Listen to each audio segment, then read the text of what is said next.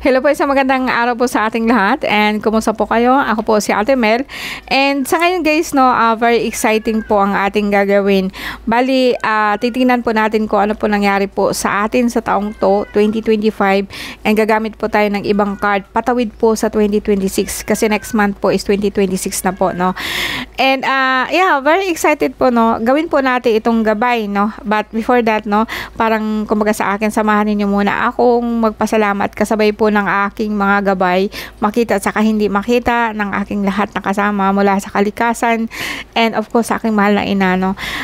Sana po basbasan po kayo ng mahal na ama, and bigyan po kayo ng magandang buhay, magandang katawan, or like you are healthy, no, sa mind po natin, sa ating mga mahal sa buhay, no, ngayong papasok po na 2026. So let's begin, no. Pisces po tayo guys, no.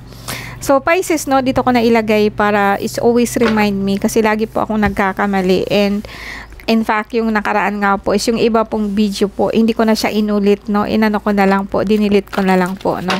Okay, Pisces po tayo, and maraming salamat, no. So yeah, estidia dapat, estidia tanggal, tanggas sa tagal. Okay, Diyos Ama, bigyan mo po lakas ang aking kaisipan, ang aking kamay, basbasan mo po ang bawat katagang mamumutawi po sa akin, bawat isa po sana, no, na okay po ang family nila, and parating po na mga buwan, taon, no, sana po lagi ka pong nandiyan, iiwas mo po kami sa lahat po ng sakuna. Okay, okay, Pisces. So, gagamit po tayo ng Celtic Cross.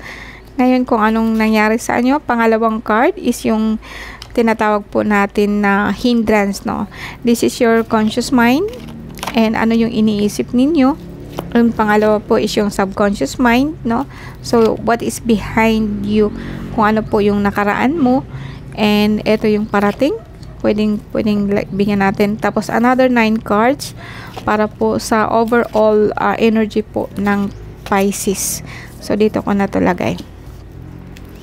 Okay, Pisces. Ang ganda naman ang card nyo ngayong ano na to. Okay, so Pisces po, no.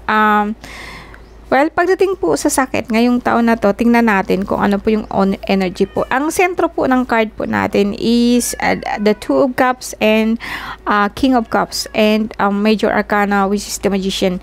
Now, sa ngayon po guys, no, overall ang card nyo maganda, no, sa Pisces po to.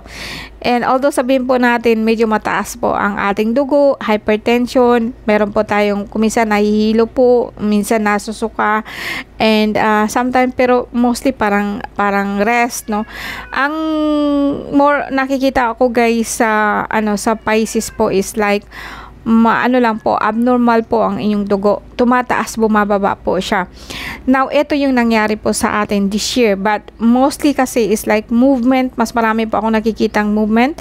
Although sabihin po natin na nakafocus po ikaw sa mahal mo sa buhay, kasi lumabas Two of Cups and King of Cups, pero pwedeng siya, sabay-sabay na po siya lahat, no.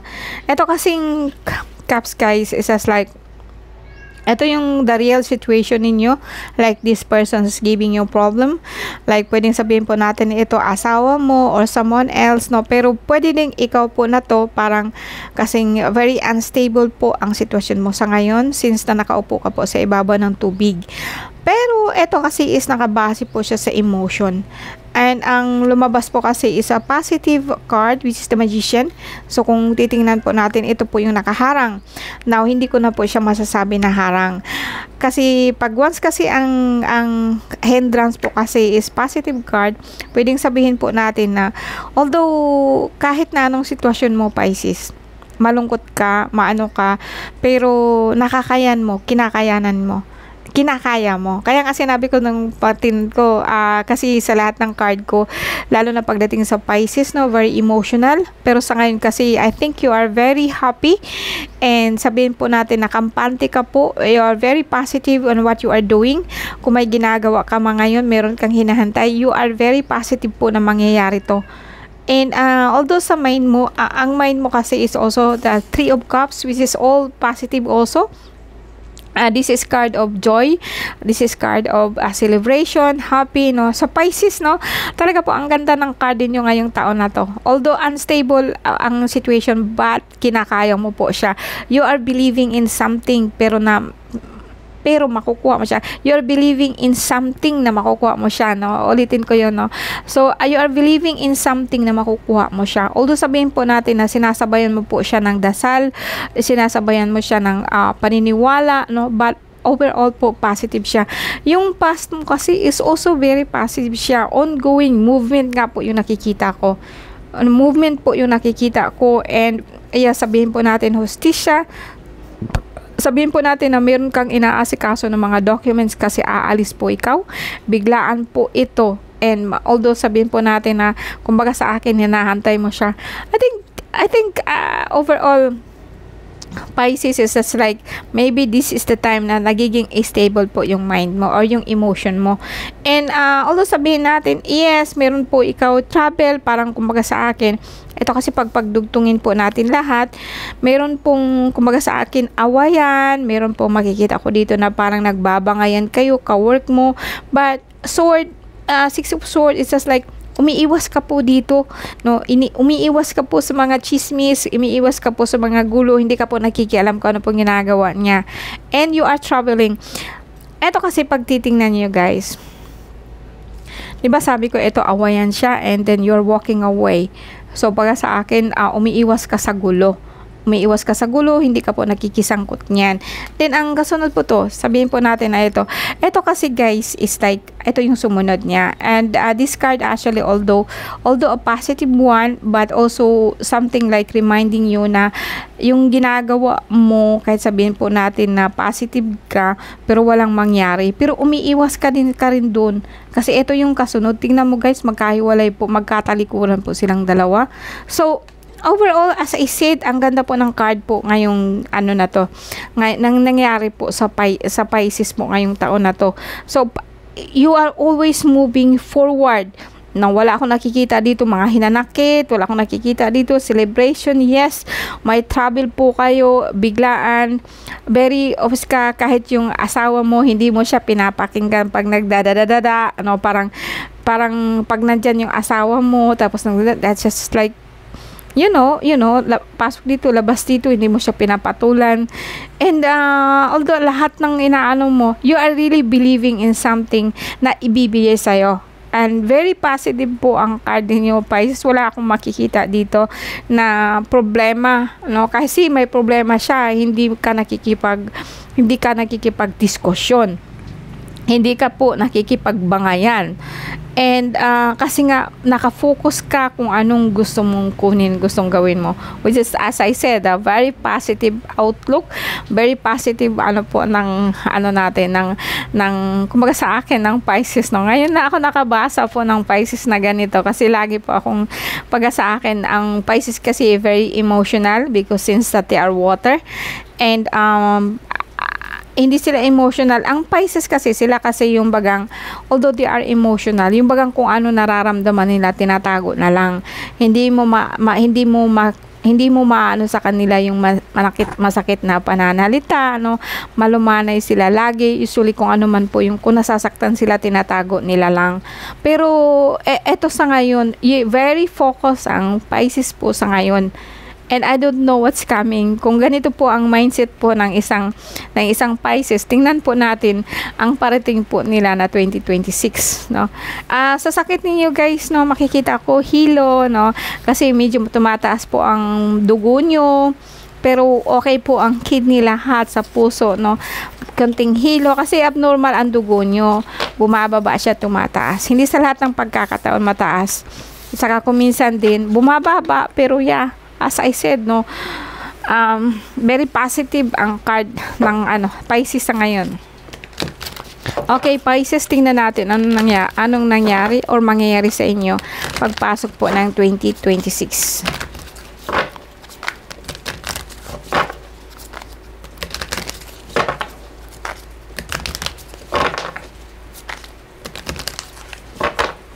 Okay, 2026 Pisces.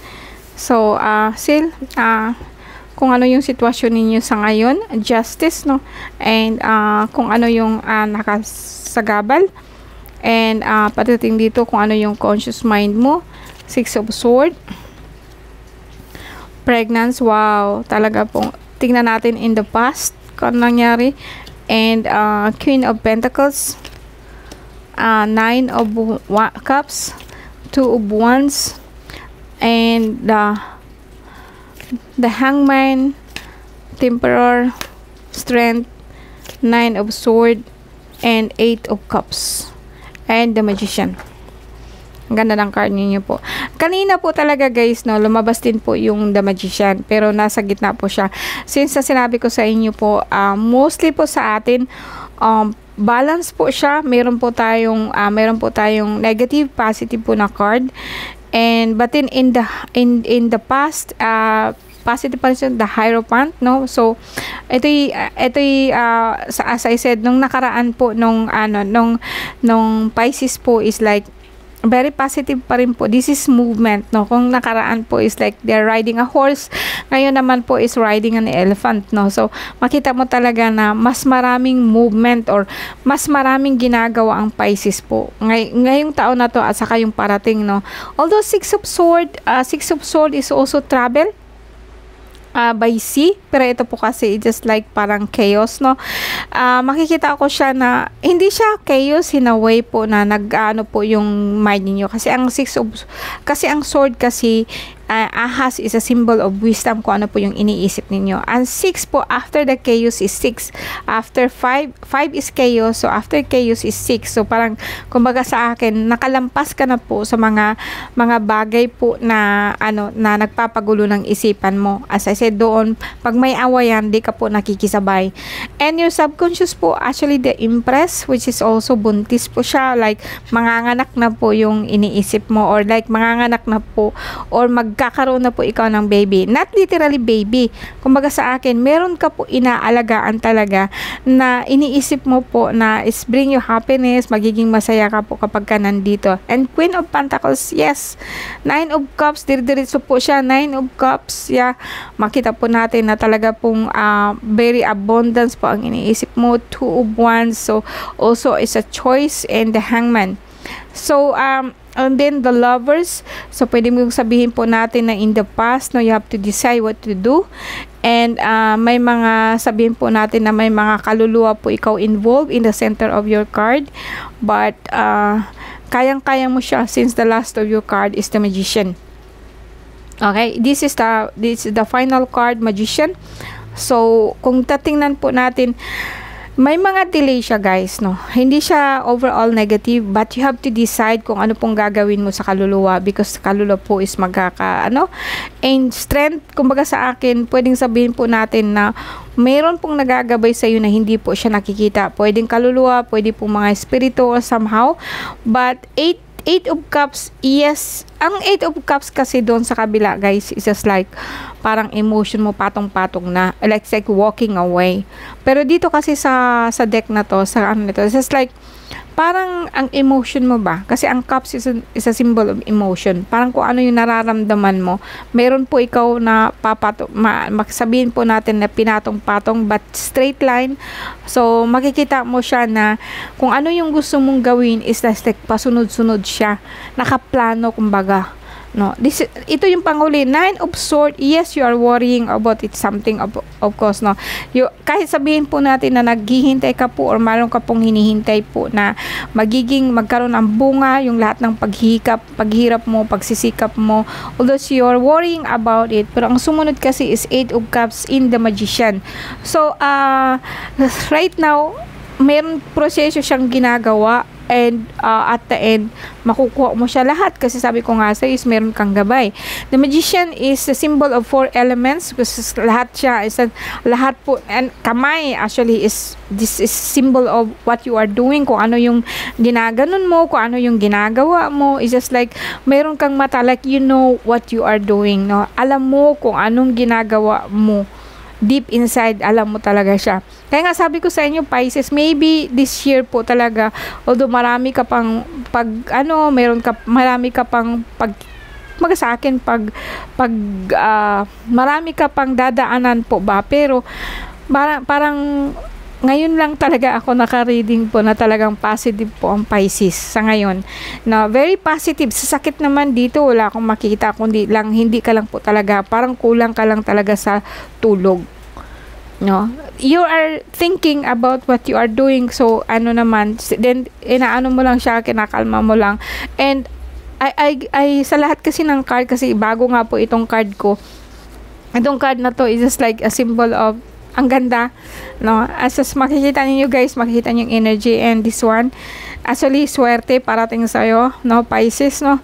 Ang ganda po talaga, although may tinitiis ka pa ngayon, pero ito kasi is in the past mo pa, moving forwards towards this one, no? Kung ano yung gusto mong mangyari, is like, kita mo na kasi, ano, ito yung, kumbaga, ito yung time po na Pisces, na parang alam mo kung anong ginagawa mo, and you're moving forward, kinukuha mo talaga siya, and ito yung parang so ano mo baga talaga, yung hindi ka tumitigil na makuha yung kung anong gusto mo, and sa bawat galaw mo talaga pong alam mo na makukuha mo siya, kasi sa kabila kasing magician is just like very simple, pero dito talaga in the center of your hand is the eye, that's no, yung kita mo, alam mo, no? So parang itong card na to is I'm going to love it, parang nararamdaman ko talaga yung emotion niya, nararamdaman ko talaga ng ano.